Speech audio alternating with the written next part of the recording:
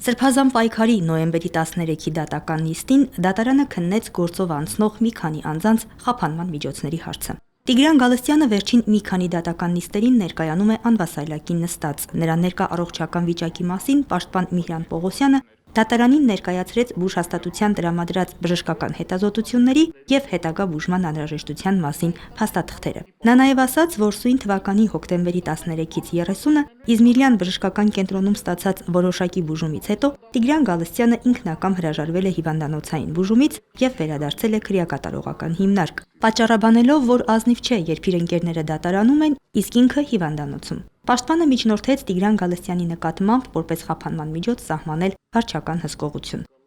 Հանրային մեղադրող Հայկ Հովհաննիսյանը միջնորդեց որպես խափանման միջոց կիրառել տնային կալանքը, համակցված բացակայության արգելքով։ Պաշտպանն առարկեց որոշումը, պատճառաբանելով, որ տարբեր բուժհաստատություններում բուժումը շարունակելու պարագայում տնային կալանքը լրացուցիչ վարչական և թղթաշրջանառության դժվարություններ է առաջացնելու դատարանի համար։ Դատավոր Կարեն Ֆարխոյանը վճռեց Տիգրան Գալստյանի նկատմամբ կիրառել համակցված խափանման միջոց վարչական հսկողությունը և չբացակայելու արգելքը, բայց միայն նոյեմբերի 25-ից տնային կալանքի ժամկետը լրանալուց հետո։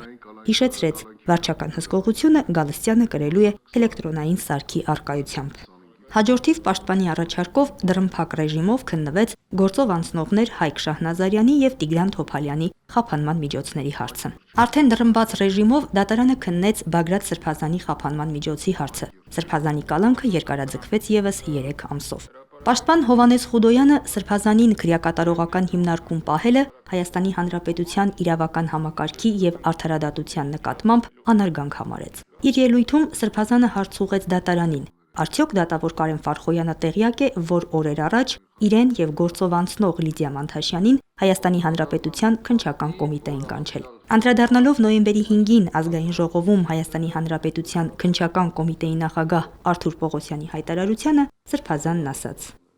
Մեկ շաբաթ առաջ ես ամենայն պատասխանատվությամբ հայտարարեցի, որ քննչական կոմիտեի ղեկավարը մեղմ ասած անպատասխանատու հայտարարություն է արել և խիստ ասած զրպարտություն և ակնհայտ փաստերի, խնդրում եմ տերմինը ասեք, փաստերի կեղծում է տեղի ունեցել։ Եվ ես դա պնդում եմ, հենց հիմա նորից պնդում եմ, առնվազն 2 դեպքով։ Մեկը կապված այդ չարաբաստիկ գյուլելու 2 հոգու և 15 հոգու բանտ տնելու պատմության հետ, ակնհայտորեն իրենք խուսափում են այդ թեմային անդրադառնալ։ Երկրորդը, որ իբր իմ ձեռքով գրված կա ահաբեկչության պլանավորում արտահայտությունը։ Դարձյալ կրկնում եմ, իմ ձեռքով գրված։ 3 չառաջ օր ինձ քննչական կոմիտե են կանչել, դուք տեղյակ եք։ Ձեզ տեղեկացրել են,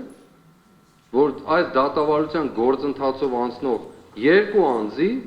նվազագույնը ես գոնե 2-ին գիտեմ, ինձ և չգիտեմ նախաքննական գաղտնիքը կամ ոչ Լիդիա Մանթաշյանին կանչել են քննչական կոմիտե։ Տեղյակ եք։ Տեղյակ եք ինչ կարգավիճակով։ Օրինակ, դուք գիտեք ինձ ինչ կարգավիճակով են ընդգրկել։ Հիմա պաշտպանս ասում է դա կարող է նախաքննական գաղտնիք լինել։ Ինձ ինչ նախաքննական գաղտնիք է, թե ոչ։ Կանչել են։ Եվ ինչ կարգավիճակով են ներգրավել գործի մեջ, գիտեք։ Չգիտեք։ Հարցրեք, թող ասեն։ Ձեզ շրջանցել են։ Ես կարծում եմ, որ ձեզնից իրավունք պիտի հարցնեին։ Ձեզնից իրավունք պիտի հարցնեին։ Իսկ ինչու են կանչել։ Կանչել են, որ ծածկա դմփոց անեն իրենց խայտառակ հայտարարությունը։ Խայտառակ հայտարարությունը։ Ես ձեզ ուղղակի ասում եմ, այդ տեքստը, որի վրա քննչական կոմիտեի ղեկավարը ասում է, որ իմ ձեռքով է գրված, ես հիմա էլ եմ ասում, ոչ իմ ձեռքով է գրված, ոչ էլ գիտեմ որտեղից է եկել այդ թուղթը, որովհետև այդ թուղթը ես ողջամիտ կասկածում եմ, որ իրենք էլ սարքել դրել են մեր պահարանների կամ որտեղ որ դրել են։ Կարող եմ ունենալ այդ կասկածները։ Եվ այդ թուղթը կարդալուց հետո պատվարժան դատարան, ես կարծում եմ դուք այդ գործը կանեք։ Ինձ պետք էր, եթե ենթադրյալ ես եմ կամ որևէ մեկը Պետք էր ոչ թե կալանավայր ուղարկել, այլ հոգեբուժարան։